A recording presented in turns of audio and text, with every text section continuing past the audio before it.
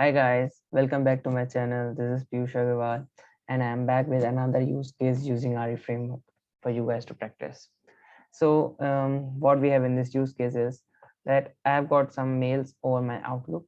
Like there are 4 mails in my inbox, and few of these mails, like these 3 mails, are specific which I want to process.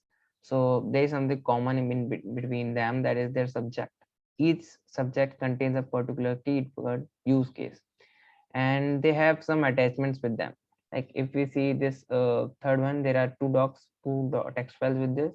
Similarly with this one also, and in this one there is only one text file. Okay, so the idea is that the bot should check these 3 mails out of all the 4, and if there are 2 attachments, then it should concatenate their text and print it in a message box. Okay, so through this we would, and if there are 2 attachments are not present, then it should give an business exception.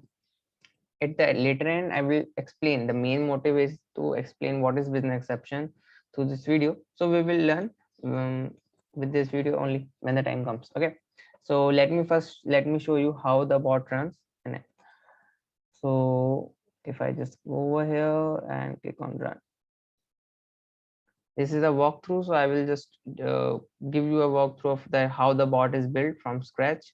And you can see, so now there are 3 mails the bot has told us. Though there were 4, now it says the subject of mail is first business exception use case. Okay, now it says that bot has encountered business rule exception, count of attachment is not 2. So the business rule exception is that if there is some kind of input that bot needs to process, but the business has not provided that much input to it, means like I am processing something, like I am adding 2 numbers 5 and 4. So the input is I need 2 numbers, but for some reason one input was not provided to me. Like I was given 5 plus nothing, so I cannot do an addition of them. So there is a business rule exception. So what we can do, we can ask the bot to just throw a business rule exception. By that way RE framework will handle it and just ignore that particular transaction. Okay, so bot will not fail over this mail and skip this entry. Move. Now it is working on the second mail. Subject of mail is another use case sample. Okay, so it shows that yeah, I have found these 2 files. One I have saved as another doc.txt, and second one as sample doc_1.txt in this output folder. Okay, now let's click on OK. So we have got a message from this, please like and comment on my channel. Of course that was my intention from the start. Now moving on to the third mail, that is RE framework use case. Again, it saved the same 2 files over to this the same output folder. And now please subscribe to my channel. Yeah, okay, so now let me take you a walkthrough of this complete RE framework. So most of the time we use either data tables or queues to use the RE framework, right? But in this one we are not using both of them. We are using collections, because RE framework is not restricted to only those two. We can use anything which is iterable for with the RE framework. So the first thing that you need to do for that is go to variables panel, find transaction item and change it to mail message for this particular use case. Okay, and transaction data to list of mail message. So instead of data table we are using list mail message, and instead of data row we are using mail message. Okay, next we go through initialization state. Here there is nothing changed in the config state. Now we go to init all applications. So the idea is that at init all applications we want the data on which we want to iterate on. So for that we are just using get outlook mail message activity. We want to iterate on any number of mails which are present in my outlook. Now over here you see there were 4 mails, but bot processed only 3 mails. Okay, so for that what we have used this filter property of get outlook mail message. If I open it, so this is the particular kind of syntax for this filter message. This is a kind of jet query. So added SQL URN schemas HTML subjects, like, so this is something like you can say, you can just note it down somewhere. It can come to you very useful. Next, the thing which is dynamic based on use case, that is percentage, that like means anything this starts with anything, contains a keyword use case, and ends with anything. It could be 0 or 1, nothing. Okay. So with this, I'm just filtering. Instead of we are not using a for loop and then again and check if item dot subject is that on the required one or not. So that way a particular part is already filtered and no need to do that again. For and in this, the out transaction data, which is the data on which I want to iterate on, this is our output argument in the out direction. Now if we check the import arguments over here, we have got the transaction data mapped to the out transaction data. Next we move to the get transaction state. There is over here there's not much change, as we just need that item mail message. So by default, the RE framework comes with the get transaction item, which is the data getting data from queue. So we are commenting out and setting a condition that if a transaction number is less than the transaction data dot count, then that means there is something to process. So we are just assigning that transaction value to the out transaction item. And if the number is just greater than the transaction count, then it means there's nothing to process. So we just have to assign a nothing to it. And the RE framework will handle that. If, oh, there is no item to process, then I need to go to the closed state. For this, there is nothing over here. It's just I have done no changes. As we don't need any other further values for this use case. Now, next we have got our process state.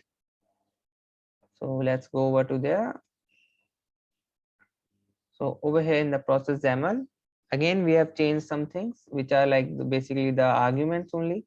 When you would change the arguments value from queue item and queue to mail message and list of mail message in the mains sequence, you will find that the workflow will show errors at many places in all the states.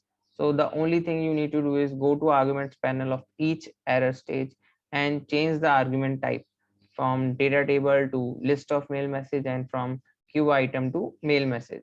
Okay, now over here also I have got a in transaction name is mail message. We are using a subject just for highlighting purpose.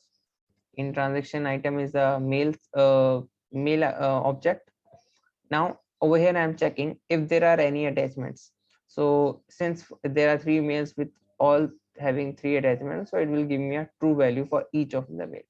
Now save attachment. If there is any attachment, save it in the output folder. Like over here, if we go in the output folder, let me refresh it. See, we have got our sample values. All the attachments are downloaded in the output folder. Now the how it works is we just give it a path of the output folder, and it will it will just attach the file name at the end of this output folder path. Okay, and we will it will give that as an downloads, like over here as an output. It will give us a list of all those attachment parts that we can use. Now I'm using this list to check if there are 2 attachments or not. If there are not 2 attachments are not present, then throw a business exception. So throw is an activity using which you can throw, like give any kind of exception to the bot. The syntax is something like for business exception is new business rule exception and any message that you want to pass on. So in business rule, if in your use case you might find that I wanted to particular keyword in my mail, or particular Excel file should be present in my input folder, but it is missing. So that is, or maybe some mail was supposed to be received with a particular subject, but something else was received from the user. So all these are kind of business exceptions because business didn't send a valid input to the bot. So what we can do, we can just raise the business exception and it will be handled in the set transaction status XAML file. Okay, now next, using this message box, we are just checking all the password attachments. Now I am reading these 2 attachments which are there and concatenating them, and a message box will be displayed, which was like, subscribe to my channel please. Next, over here also in import arguments, I have just mapped the transaction item with the in transaction item. And moving on, if you see this, whenever a business exception is thrown, by default this catch block, which is present by default, it will catch that business rule exception and assign it to this business exception variable. Similar for system exception. Now going over to the finally block where the magic of business rule exception is taken care of. So if we go to this state set transaction status XAML file, over here we have got this amazing workflow pre-designed by UiPath, which contains success, business exception, and system exception, all three in different containers. So if any success comes, like the mail is processed successfully, then it will go through this success block. So what we can do for if we want some kind of success mail or message, we can all that implement that part over here. If we find that any kind of business exception occur and we need to do something in that respect, like probably notify the business that you were supposed to send me this input but I didn't receive, instead I got this particular message.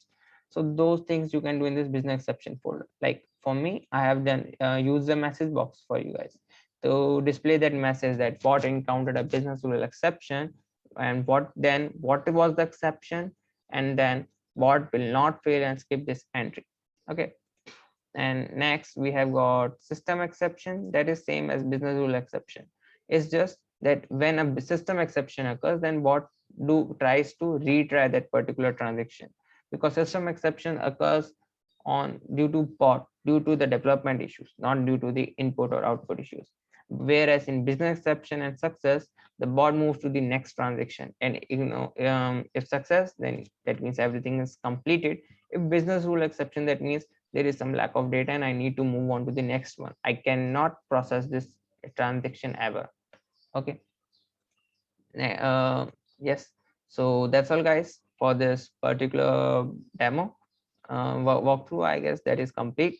So if you guys have any kind of doubt or want any kind of use case you want to be developed, you can just mention in the comment section. I would really love to develop more use cases which are more helpful to you, which are coming like in your daily use, and you might not be able to find any kind of video or anywhere. So that kind of videos I really want to develop. So you can connect with me over LinkedIn, or yeah, that's the best place, or in the comment section. You can always fill it with any number of comments. I really love comments. Okay guys, so see you in the next video. Bye, take care.